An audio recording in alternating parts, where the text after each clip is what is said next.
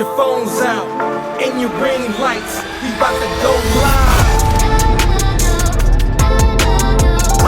Come on your phone screen, man, we going. Welcome back to another episode of the Tide Radio Way, and I finally been able to get on Darin's schedule here, Darin Knudsen, and I'm gonna make sure it's spelled right in the comments below. But hey, welcome to the show. Thank you. I'm happy to be here. Yeah, I'm happy to be on. So there, you've listened to the show. A lot of people have, you kind of got a little idea what the show's about. But the thing that we always like to start at is like, why did you decide to become a business owner, entrepreneur in the space you're in, and how did that evolve? So where did you go to college? Yeah, this is a great question, actually. Well, first off, I guess, so my dad growing up, he's been a real estate broker for 45 years now. He's finally going to hang up the hat, I think, but he would always say the same thing to me and all my brothers. If you own your own company, then you're a king among serfs. And what he meant is basically you're not answering to anyone. You can do what you want and you're in control of your destiny. So yeah. I always knew I'd be at some point owning my own company. You know, the goal was never to work for someone. The goal was never to go do a 9 to 5. It was to find a job that I could work in, and I was in control of my own destiny, and that's kind of where I ended. Mm-hmm. But it's kind of a long story with how I got here. I mean, yeah. I did go to college, so I graduated. I'm born and raised here in Utah. I like to joke that I've done a lot of traveling. So I've gone as far east as Grand Junction, Colorado, and I've gone west as far as Tooele. Oh my goodness! So, we got to get you out more. With the exception of a mission for my church, that's all I've done. So went down to UVU for a year right after graduating, and treated it more like a social experiment more than an academic one. Yeah. You know, my GPA showed. And then I was plucked out of there, and I decided to serve a mission for my church. Yeah. And I served in Puerto Rico and the Caribbean, basically. So they were worried if they didn't send me somewhere good, I wouldn't go. So they sent me to Paradise, and that was kind of nice. It was an opportunity where I could have a fresh start. You know, no one knew me, and I could see what I was capable of. And that was kind of a turning point. So when I came home from that mission, I had my sights set on going to BYU. Went to BYU, and I met with a counselor there, and he basically said, there's not a chance you're getting in here. And I don't blame him, because my GPA was like a 2.8 at the time, because I had just done a year of college before, and was kind of an idiot. But that kind of lit a fire under me.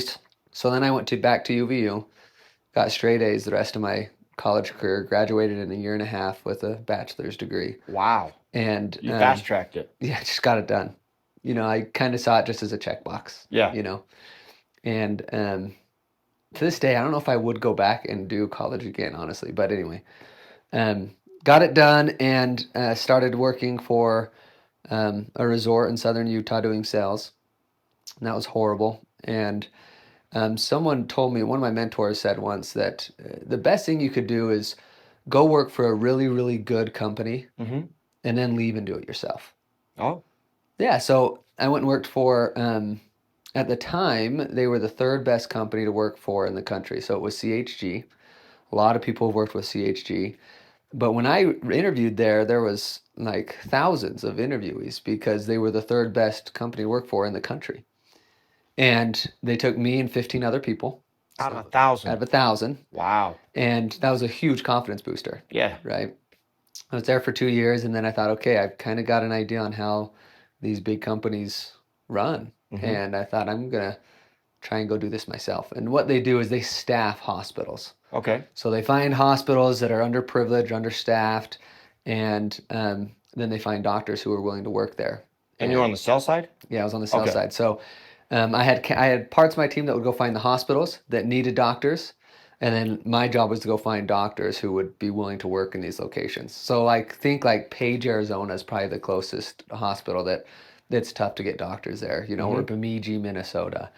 I'd find doctors that were willing to work there for the rate that the hospital was willing to offer. And then I'd make an hourly rate on how many times they worked. So I decided, you know what, I'm going to take off and do this myself. And I took one of my buddies that was with me at the company with me, and I said, hey, let's go start this up ourselves. And Doing the same thing. doing the exact same thing. Okay. So we left. We found a little closet of an office somewhere and started just smiling and dialing. Right. He was calling hospitals. I was calling doctors. And about a month later, we got a cease and desist because our Oh, non-compete. So they sent us a letter saying, "Hey, you better stop, or we're going to sue you." And we didn't realize that we had that non-compete in place. So, this is turning into a long story, but no, you're doing great. This is what people want to hear. yeah, No, it's like they love the rise and fall. Right? I'm No, really good at failures. I can tell you a lot about those. So anyway, so I left and I went and sold cars. I had a year-long non-compete that I had to wait out. So I went and sold Hyundais for the Murdoch Hyundai Group. Shout out to Murdochs. They're just an awesome family. Mm-hmm. Learned a bunch there about kind of the guerrilla warfare type selling, right? You know, someone walks on the lot and everyone's running out there to meet them and trying to explain all the benefits of a Hyundai. And anyway, did that for a year and then left there and started back up my staffing company. And we got an investor at the time who was actually a former NBA Jazz player. He had reached out on Twitter and said, "Hey, if there's anyone who have good ideas, I'm open to investing." And so we got partnered with him, and luckily we kind of finally found a hospital that needed some help, and I found a doctor, and we were kind of turning and burning at that point. Mm-hmm. Revenue was really, really high. Profit was really, really low. And it was good, but that's about all we got in 2 years was that one hospital and that one doctor. In 2 years. 2 years. And I was calling, I'd make 200 to 300 calls a day. And it was tough because we didn't have the backing of a big company. Doctors were worried about insurances and things like that. So it came to a point where I decided I'm going to pivot. And I left there and went and started interviewing all my brothers because, like I mentioned what my dad said, right? How many brothers you have? So I've got my oldest brother, Jared, Okay. who I work with. Yeah. Yeah. You know Jared, he's a certified financial planner. And then the next brother, Chris, he's a real estate broker as well. He's actually the VP for a home builder here.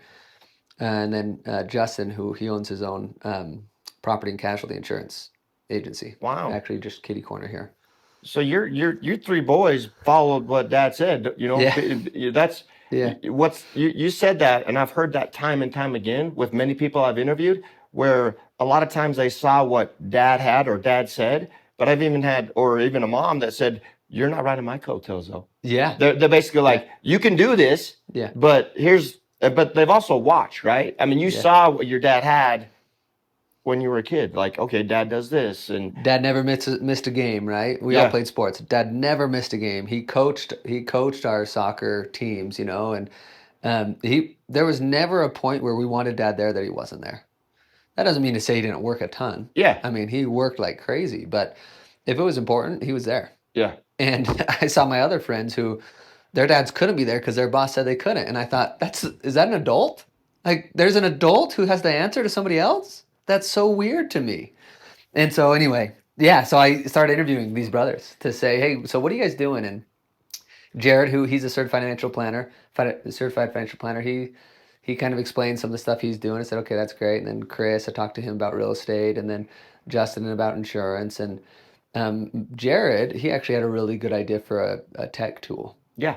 Which you've heard of. It's called Current Client. There's still people, agents using it, by the way. There are, Yeah. which Yeah. is... And that's, I mean, it's fascinating. Any tool, you could present a tool and the utilization rate. Yeah. But if they would just find a tool and then it seems like they're like, "I want to find the next shiny object." I was convinced that people would plug in. That's all they'd have to do. Yeah. If they plug in. Yeah. But how do they're like, dabble in it, right? Yeah, the whole goal of this tool was Jared was saying, "Look, I'm a certified financial planner, and I'm helping people with a kind of a broad spectrum of their financial health. So I need to talk to their CPA.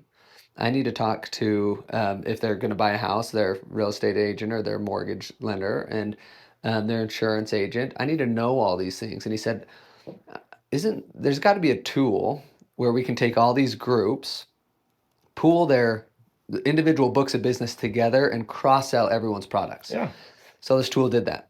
And I thought, you know what, now I'm unemployed, right? I just quit the staffing company, and that wasn't a unicorn, but we didn't go broke either. So You learned a lot. Yeah, I learned a You lot. paid to learn. I learned a lot. And made a little bit of money inside. It taught me more than any MBA could ever teach me, right? And at the time, I was studying to take the MCAT. So, anyway, so I talked to Jared, and he basically said, "Let's get this tool off the ground." So I jumped in, and we built this tool out, and then we started beta testing it. Mm-hmm. And go figure, we were getting a lot of Medicare leads. Yeah. A lot of Medicare leads. And I wasn't licensed. Jared wasn't licensed. We didn't even do that. It just was coming from other people's books of business. Yeah. It was as if people didn't want to touch Medicare with a 10-foot pole, you know. And so I thought, well, I guess I'll just get licensed. And if some of these fall in my lap, I'll sell them. Like twist my arm. Yeah, I guess, you know. Yeah. We had something like 800 leads, you know, the first year that we did this. And so I said, okay, well, I'll get licensed. And I would only sell things that were really like, I didn't want to get into the space. So Yeah. I think I maybe sold like 100 apps, but my main focus was this tech tool. And we were starting to look for some help because we had so many leads come in. And so we reached out to Kellogg, and they said, you know what, we're interested in this. Could you maybe offer this to our agents? And we didn't think, you know, that was going to be the route to go, but we tried it. Yeah. And had like something 350 agents sign up for it, and then no one used it. That's what I was, yeah. Isn't that crazy? Yeah. No one used it. I mean, out of 350 agents, there's probably 60 who ended up actually doing something with it because it took some effort. You had to go meet a CPA or meet a certified financial planner and get them on board to share business. And we pushed that and pushed that. I didn't make any more sales because all the relationships that we had, we gave to other agents. Oh, you know, okay. to try and get this off the ground. And so we shot ourselves in the foot there. And when they didn't work with it, it was a little bit awkward to go back to these relationships that we'd already given away. And so we stopped pushing that tech tool, and I just said, you know what, there's a real opportunity here in Medicare. Went full force in it, and never looked back. So in I think I went full into Medicare probably in 2022, and we still use the tool. Yeah. And it's been great for us. And anyway, that's a long story with how. No, I do want to. So a couple things. So you didn't seek out the space you're in now. No. But when you, I think sought out the lifestyle and the idea. Yeah. I just didn't know it was going to come through Medicare by any means. Yeah, my mom used to tell me all the time, if somebody presents you opportunity, you should listen. And that's how I got in this space in insurance. I didn't know it was going to be Medicare either. Yeah. And I tried all lines of insurance, and I'm like, you know what? I didn't like this because of this, or I'm like, man, this is just. I didn't like moving people's money. I didn't want to do that. Yeah. So when I found Medicare, I'm like, you know what? There's a lot of people that need help. It's an underserved market, kind of like you got 800 leads. Yeah. So I'm like, okay, I'm gonna go all in on this side, and that's what I did. Yeah. Since then, I mean, I have different verticals, but so you get in Medicare, but so you just had this passion or desire from being a kid, something your dad said or watching your dad saying, hey, I need to be my own boss. Yeah. I need to have control of my destiny. Yeah, totally. I mean, I knew from about probably when I graduated high school that I just want to make enough money to buy my time back. Yes. Right. I mean, this life, you can make millions and millions and millions of dollars, but if you're to ask Warren Buffett, right? I don't know how old he is now, but how much he would pay to be 20 again, he'd give it all up. That's right. He'd give it all up, and there's the other saying where people would say, you know what, if I gave you $10 million today, but you couldn't wake up tomorrow, would you take it? No way. Yeah. It's all about time, right? And so Medicare is unique. We push hard and we sell. The whole idea, though, in my opinion, was I want to spend more time with my family and my kids, my wife, and I want time for myself. Like this life is meant to be lived from Tooele to Grand Junction. We got to broaden our horizon a little bit. We got to get you out a little more. I do go south. But anyway, so I think it's that idea. Like I'm right now. My son, he's playing basketball, he's wrestling, he's in tumbling, and he's in soccer, and I can be at all those. And my daughter, she's in wrestling and soccer and dance and tumbling, and I can beat all those. So I don't know that there's another industry that you can make a living doing that. No, and you know what's a couple of things like Medicare is that residual income, right? Agents are like, you need to get to 300 clients, right? It's that per head per member. Similar to you talked about staffing a doctor, you were doing similar things. Like you got paid when that doctor got paid, Yeah. but you still had to get that doctor placed in a hospital to make that money. Yep. Similar if we're bringing on agents as agency owners, we have to find that agent and that wants to come on board, that wants to be mentored, that's willing to do the work, and then we can help them build something as well. Yeah, you can't. It's the whole saying you can lead a horse to water, but you can't force it to drink, right? Yeah. There's still work. I mean, and like at the end of the day, I don't want my kid to think I never worked and I was always there. I want him to know that Dad worked hard, really hard, but he did that so he could be there for the important times, right? That's a thought. My boys are 14 and 12, and it just came to mind something that my kid said recently. He's like, Dad, I want to do what you do, where you're able to talk on your phone and do work from wherever you're at, right? And then I'm like, they're watching you, and then they're like, okay, what does Dad do? And at one point, they're taking notes. Yeah, right? At one point, my kid came to me, and this was years ago. He's like, Dad, do you even work? I'm like, yes. You don't remember when you were 2? I was gone. I was gone for 2 years. Yeah. And he's like, you were? I said, yeah. I said, your mom was basically a single mom. I would come home on the weekends, fly out on a Monday, fly out on a Sunday. I was gone for 2 years straight. And now it's obviously, I'm able to do a lot less of that, which is nice. But it was a grind. Now, my two older daughters are like, yeah, Dad, you were never around. Yeah. And they weren't as fortunate enough to. I mean, I still did my best not to miss any cheer competitions or dance competitions or whatever was going on, but I missed it. I was the important things. Yeah. Yeah. So very similar. So your dad's going to hang it up? Yeah, I think so, which is really frustrating because now I can't get in and check the MLS in his name. But yeah, I think he actually officially did not renew his real estate license this year. Oh, wow. Yeah, but he's 75, so let's see. He started when he's 20. Yeah, so I guess 55 years. Wow. It's been very successful, I'm sure. Yeah. But your other brother doesn't want to take it over, or there's nothing really to... He took over the management side of it. Yeah. But as far as the real estate goes, no, he's not going to... He's mostly new builds, Oh, okay. So, yeah, we'll see. We'll see. Dad, he's kind of hard to pin down, He's always going, which is, I guess, type A personality, what entrepreneurs usually do, People are like, Ty, when are you done? I'm like, I don't know. It's not fun anymore. Yeah. Right? I mean, when I can't do what I want, when I want, where I want, how I want, then when. But until then, I'm like, I don't see any reason not to. Well, so this is what's interesting. I was doing the numbers the other day I still work with my brother, Jared. Yeah. We're not doing the tech tool anymore, but we still share business because he markets people that are approaching retirement age. And I, with Medicare, same thing. So, we were projecting out our income, and we were trying to decide, like, what is the amount of money that you need coming in every year to not push anymore, to just kind of ride that out, and we kind of came up with a number, and then we thought, well, man, if it's that, like, we could be done working, we could retire pretty young. Yeah. And I look at the agents who are just getting into this industry. Like, there's a couple guys that we see pretty regularly that are in their low 20s. And those kids could be done. Kids, right? No, that's what I call kids too, yeah. Those kids could be done working by 30. Yeah. Like, they could be done. And so I was looking at my income, and it's like, well, even if I'm done by 40 or 45, I don't think I'll ever stop. Yeah. Because ultimately, it's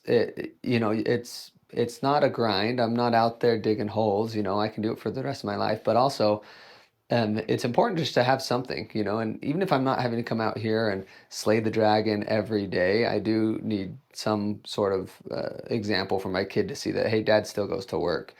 And so even if I can retire at 45, I won't. Yeah. I'll keep working. I made a goal when I was a kid. I said, I want to have the ability to retire at 40.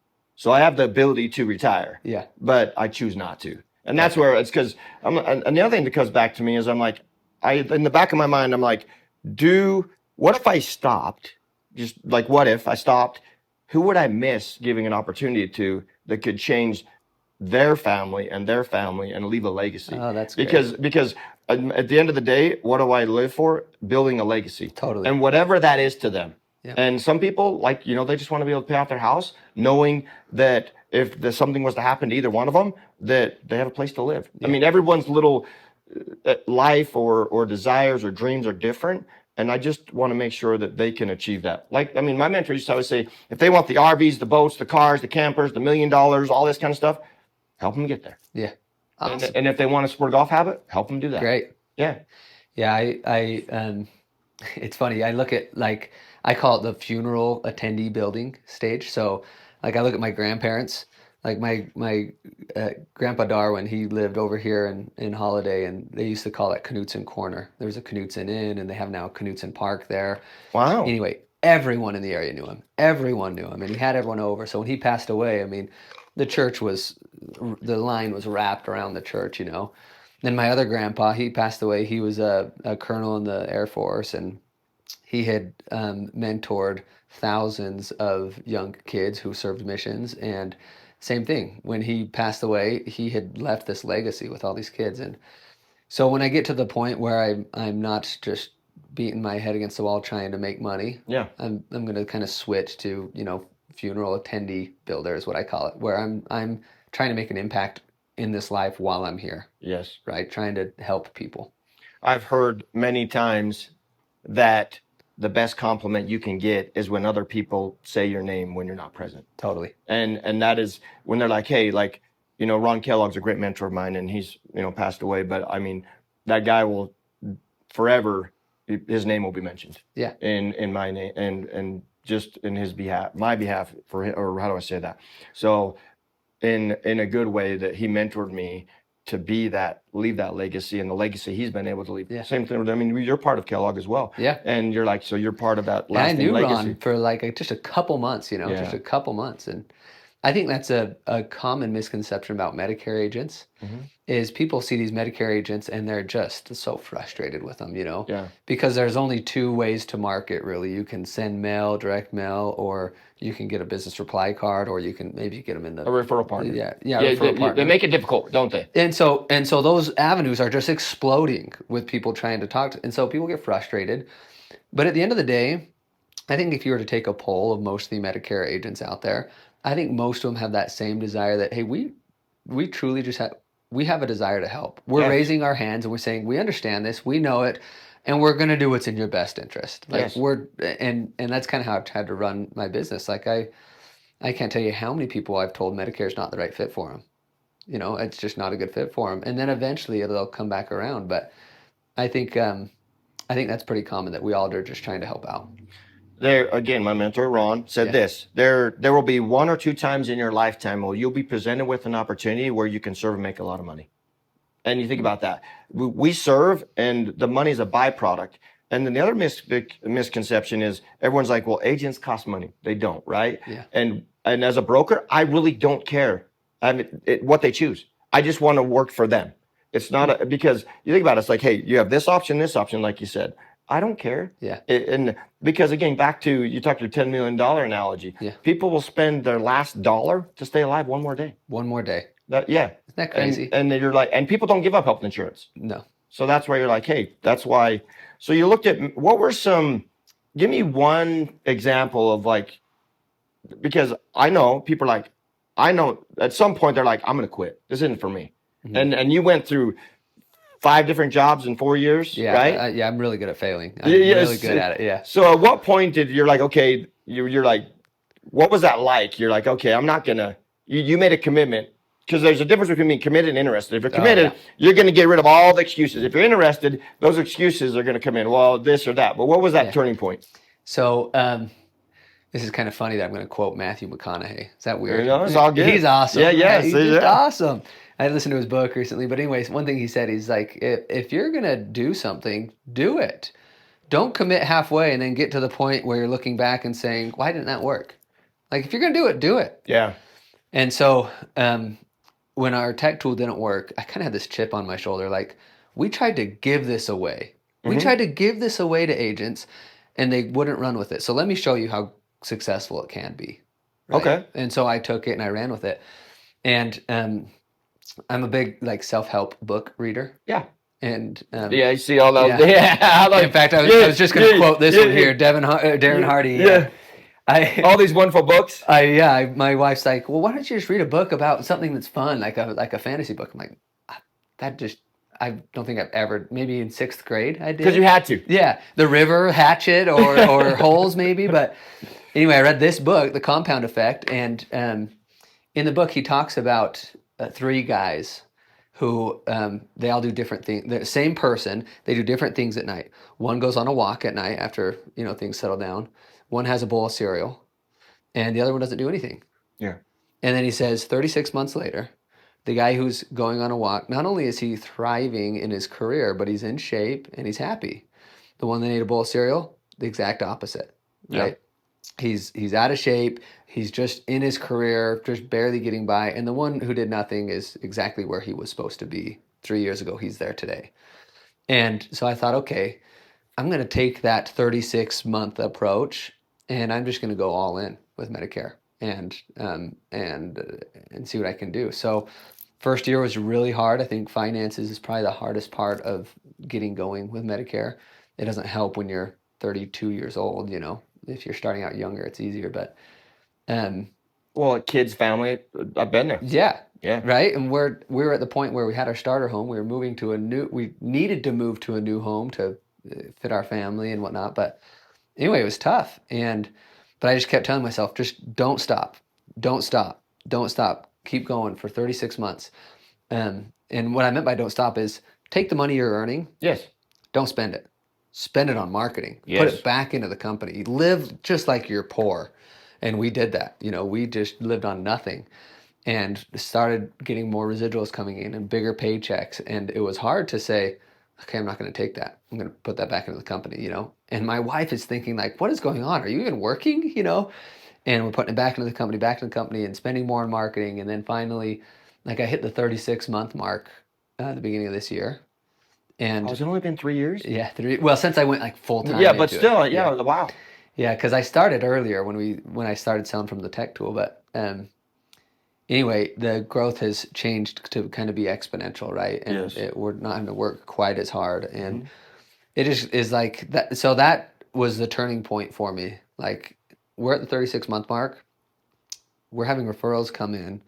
We're meeting with people on the regular. It's a well-groomed machine. And it provides security and time. Yes. And that was my goal. So that's where it's like I don't think I'm turning back at this point, You talk about college, right? If people spent the same amount of dollars they would spend to get a degree and actually market themselves. Like I believe the greatest money you can spend is on yourself in learning something or doing something. Yeah. Because it's you. You're not giving someone else money. It's for you. And that's where it's really difficult sometimes when you're talking to agents or people like, hey, yeah, you made $600. Well, take $200 and dump it back into the company. Yeah. Right. And I've had those conversations with my wife too. I was like, yeah, you made $13 today. Right. But she's like, guess what? And she only gave me a hard time one time. And ever since then, she's like, you just do what you got to do. She's like, she was just go. Just I'll do what support you. Yeah, you do what you got to do. Because we made a commitment. Like, I didn't want anyone else raising our kids. She's been a stay-at-home mom for years. I joke that she's been fired from every job she's ever worked. but I mean, but my kids are that's what it's about, right? Yeah. Raising good humans. She's like, Ty, those $13 added up. And added up and added up and added up. And then over time, you saw the result. You see the results. Yeah. Oh, yeah. And then obviously I had goals like I want to double my income every year, right? And did that. And just those benchmarks that you got to do. Yeah. Some people, I've heard a lot of people say, like, hey, I make way more money than anyone around me. Yes. I just spend it in different places, Mm-hmm. And it's a smart way to do it. I mean, as we were meeting with retirees and helping them with their finances, it's really cool to have a big bag of money, but it's better to have low expenses and income streams. You know? So I don't know. That goes kind of without saying, I guess. So you're all in Medicare, and man, these strings go fast. 2 things, maybe 3 questions. Yeah. You're all in now in Medicare. You've got things rolling. You're buying back your time. Yeah. You're able to do what you want for the most part. Where do you see it going in, say, the next 2 years, and then the next 5 years, and then maybe, 40? 40 is what, 8 years, you said? Yeah. Yeah. So those 3 questions. So 2 years, 5 years, 10-year plan, or forever plan, I guess. Yeah, it's funny because when I meet with people, a lot of them will say like, well, what if we need help in 2 years? Are you going to be here still? And I'm like, guys, I'm not going anywhere. This Yeah. is it. This is the career at this point. It's not just a job. And so we've done most of our marketing with Current Client, the tech tool, and then seminars, Okay. in-person seminars. Those seminars have died. They have just It's interesting, died. yeah. We used to get 120 attendees in a month, and now there's some workshops where we have 1 or 2 people. Wow. 1 or 2 people. So that's our number one focus right now, is replacing that. That's just not working. Another marketing stream. Yeah. So we're interviewing, and we've talked a little about this. We've interviewed dozens of digital marketing agencies. We've interviewed just dozens of marketers, and my major was in marketing. Oh. Yeah. So, and the fact that I'm interviewing these people just goes to show what I think about college, right? Like, it's like, great, just go start a business and you'll learn way more than you'd ever learn in college. Anyway, so our focus is to start doing some digital marketing. My goal is to, when you Google Medicare agent in Northern Utah, that Ty Brady doesn't come up, that Darin comes up. Hey, it's good. It's going to be hard. Healthy competition. Yeah, it's going to be really hard to do that, but no. Got to start somewhere. Yeah, we got to start somewhere. And so we're going to start marketing that way. And then 5 years, 5 years, so I am 35 now, 40 will be in 5 years. Okay. We'll see kind of where we're at that point. I think it'll be more of a just keeping our clients play more than going out and killing what we eat. Okay. Eat what we kill. I think it'll be more of I think Medicare, the common fall off rate is like 10% or something. Is that right? And, you get to a point where it'll eventually plateau. And so once my own production gets there, it's going to be all just finding other agents. And I mean, if anyone's a new agent that's listening, I mean, they should just know, like, this is it. Like, you can get there with Medicare. Just go all in and don't stop. Yes.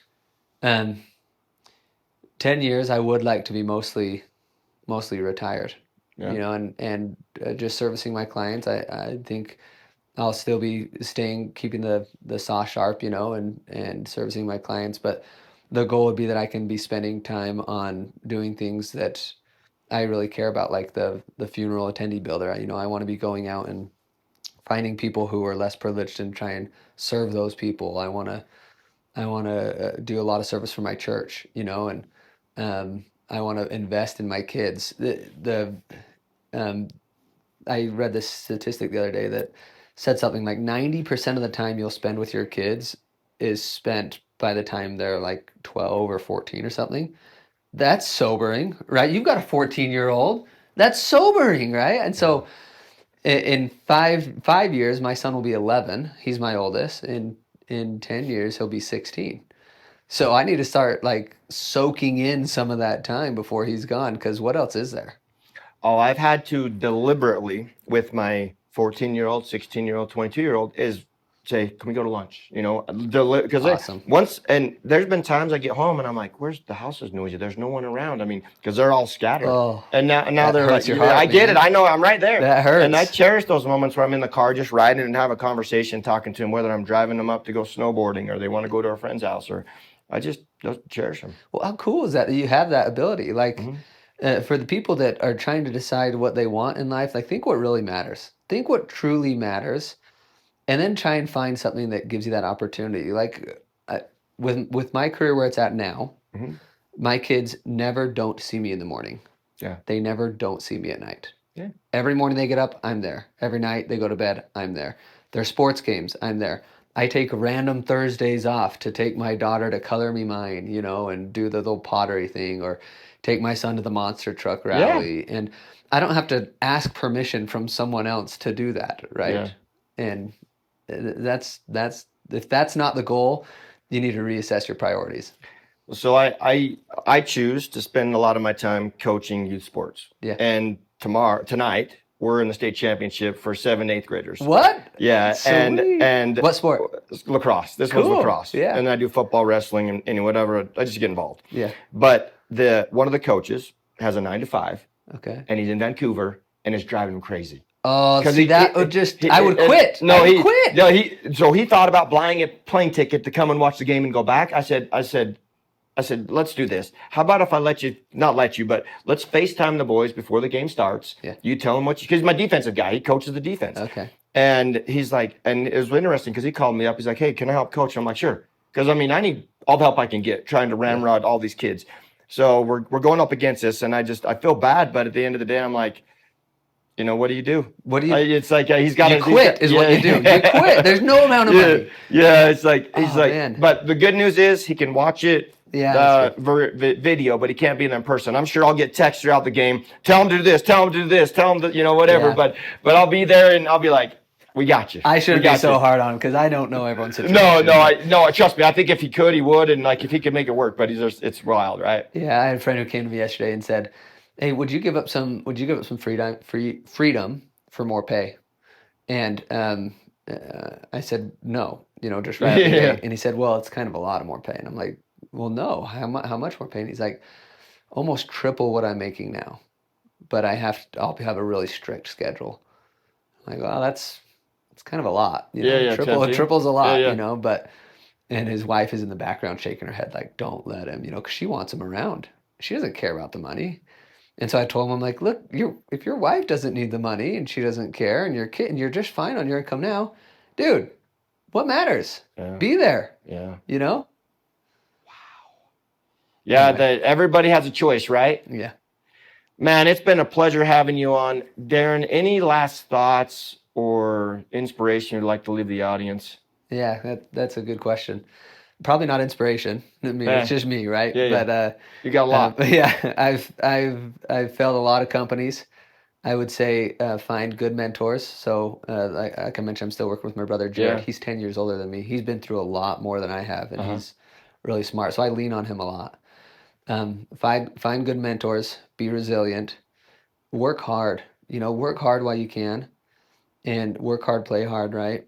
And if you're trying to decide if Medicare is the route, just ask yourself like, what's important? And maybe what's important to you is making so much money that you can provide generational wealth, or maybe it's just that you want to be around. But find kind of what your desire is, and Medicare, it's the least sexy probably career out there, and it's not a get rich quick. But it is a get rich slow. Right? You can make a lot of money here, and like I said, give yourself 3 years and work hard, and you'll look back after those 3 years and be happy you did. If you stop today and look back at 3 years ago, right? We were just getting out of COVID, 2022. Yeah. What have you done in those 3 years? And if it's nothing incredible, then give the next 3 years to Medicare and see what happens. Yeah. I liked your thing. You said, just do it. Don't commit halfway. Just do it. And you will be rewarded. I mean, and that's the fascinating thing is I've seen it all, right? I haven't seen it all, but I've seen a lot over, agents and people and mentors. And, I found what works for me. And that mentor was huge for me. Yeah. And I mean, he saw something in me I didn't see in myself. And he used to always say, people like you are hard to find. And they are. And then you think about how many people I've interviewed over the years. I mean, thousands of people that wanted to come on my team, and people that have joined my team, and some that have been successful, some that haven't been successful if they wanted to be. Yeah. But at the end of the day, I do everything I can to help mentor them, except for doing it for them. They got to do it. It's something they're building for themselves. Yeah. And if it was something that someone said, hey, here, Darin, here's all this, you take it, then everybody would be doing it. Yeah. You've got to be willing to sacrifice, unfortunately, time or money. Yeah. And both at the same time, too. But it's a short time. She always says, no one's coming to save you. No. It's up to you. Like, nobody's coming. So stop waiting. And just, like take life by the horns, right? And just get it done. But I am convinced that you can work yourself out of any stressful situation. You just got to go to work. Like, when your back's up against the wall, you're going to figure it out. Because what's the other option? You quit and die. Yeah. I mean, there is no other option. There's like you figure it out. Yeah. Right. And life is precious. And man, just to again people will spend their last dollar to stay alive one more day. Yeah. Darin, it's been a pleasure. You're the man. Thank you all for tuning in. As always, share, like, and subscribe, and we'll catch you on the next.